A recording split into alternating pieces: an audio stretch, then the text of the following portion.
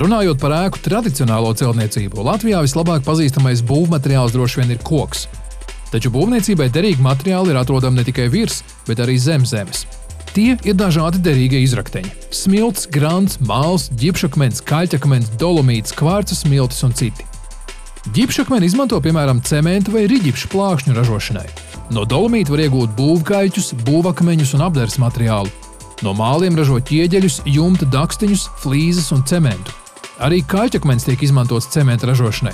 Savukārt, ja kopā apvieno vairākus šos izrakteņus – smiltis, ģipsi, kaļķu un cementu, tad iespējams uzražot tādu modernu būvmateriālu kā gāzbetona bloks.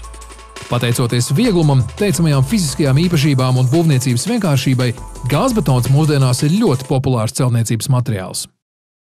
Gāzbetons ir pazīstams jau ilgus gadus, turklāt šo būvmateriālu nav nepieciešams importēt no ārzemēm, jo to ražot tepat Latvijā.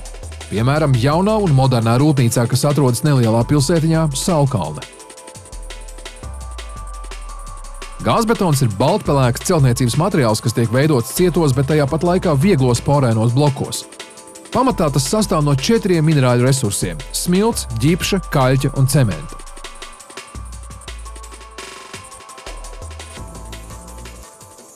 Ja mēs skatāmies, teiksim, to materiālu proporciju, par cik, teiksim, smiltis ir viena no lielākajām daļām, kas ir bloka sastāvā, ja, tad patiesībā tas pamatkritērijs, lai būtu smiltis atbilstošs blokām. Nedara, protams, smiltis no jebkuras karjeras. Tāpēc mēs, teiksim, arī analizējam šo te smilšu saturu. Tātad, pirms mēs izvēlamies, teiksim, no kāda piegādātāja iepirkt smiltis, protams, tas laboratorijā tiek analizēts. Un noteicošais ir šis te kvarca saturs smiltīs. Tas ir būtiskākais pēc idejas. Ja? Kaļķim arī ir, teiksim, diezgan būtiskas prasības. Starp citu, kaļķis Latvijā nav pieejams pēc mūsu šiem te kritērijiem. Ja? Tad kaļķi mums ir iespēja dabūt vai nu no Igaunijas, vai no Lietuvas, tad tiek piegādāts. Ģipsim arī ir, protams, savi kritēriji. Ja? Ģipsī mēs piegādājam tepatās no sauriešiem, ja? Tātad no Knaufrūpnīcas. Savā ziņā gāzbetona ražošanas process ir gandrīz vai pielīdzināms maizes cepšanas procesam. Procesa sākumā uz dzirnavām tiek padotas smiltis, kur tās tiek smalki samaltas.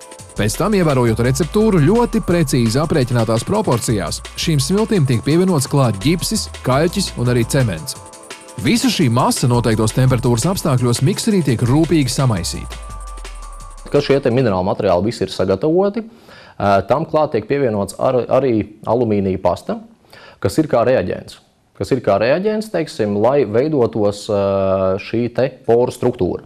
Kad materiāls ir nostāvējies, uzbriedis un tas ir kļuvis pietiekami stingrs, lai neizjuktu, tālāk šo masīvu padod uz griešanas līniju, kur ar īpašām stīgām šis lielais klūcis tiek ar 1 mm precizitāti sagriezts tādos blokos, kādus celtnieki var izmantot būvniecībā.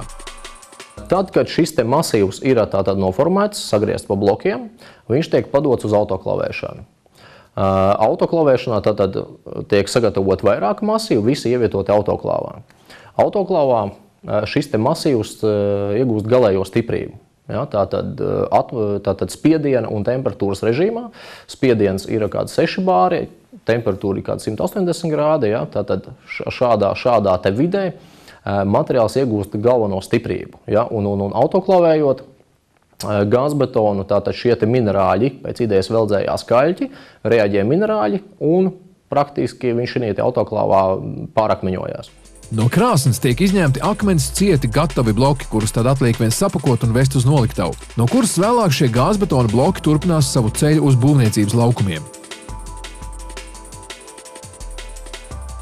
Šie te bloku izmēri, tas jau pēc idejas ir standarts. Tas ir standarts, ja, teiksim, varbūt ņemot vērā to informāciju, kad projektētāji projektē, teiksim, ēkas, ja, viņiem jau, teiksim, ir moduļu sistēmas, ja, kāda ir pēc standarta griestu augstumi, ja, kāda ir, teiksim, tātad varbūt kaut kādas konfigurācijas, telpu izmēri, ja, ir zināmā mērā kaut kāda sakarība, teiksim, tam visam. Un projektējot, teiksim,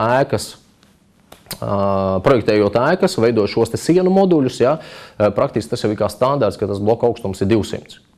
Un attiecīgi arī tiek pakārtotas ražošanas tehnoloģijas, teiksim, lai ražot, teiksim, pēc šī te moduļu šos blokus.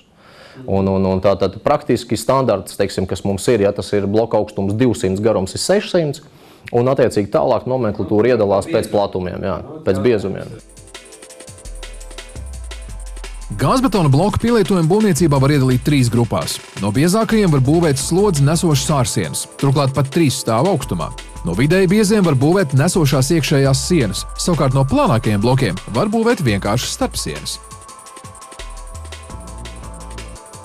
Gāzbetons kā materiāls ir vienlaicīgi gan izturīgs, jo tā stiprība nodrošina smiltīs esošās kvarca daļiņas, gan arī labs skaņas un siltuma izolācijas materiāls, jo bloka iekšienē ir daudz noslēgtu gaisa poru. Ņemot vērā, ka gāzbetons ir viegls un nav akmens ciets, to var visai viegli sazāģēt pat ar parastu rokas zāģi, lai pielāgotu blokus vajadzīgajiem izmēriem.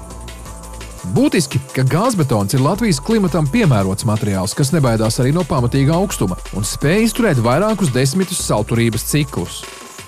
Cikli. Tas ir materiāla atkušana, sasalšana. Tāpat kā līdzīgi kā notiek ziemas laikā ārā, ja, tātad naktī ir -20, tātad dienā uzspīd uz sienas saule, ja, tātad arī uzsildot šo te sienu, un sienā jau ir varbūt plusgrādi. Ir, teiksim, normatīvs, kā šie cikli tiek mērīti. Un tie 35 cikli tiek mērīti intensīvā vidē. Tātad, respektīvi, tas ir 100% samērcējot bloku, un sasaldējot un atsaldējot. Ja? Un tā tas turpinās, teiksim, 35 reizes. Un arī pēc 35 pilnīgas sasalšanas un atkausēšanas cikliem gāzbetons neizjūg un joprojām ir spējīgs pildīt savas funkcijas. Taču mājas sienas ziemā jau nekad neizmirks 100%. Tā ka var pat teikt, ka gāzbetons ir ilgmūžīgs.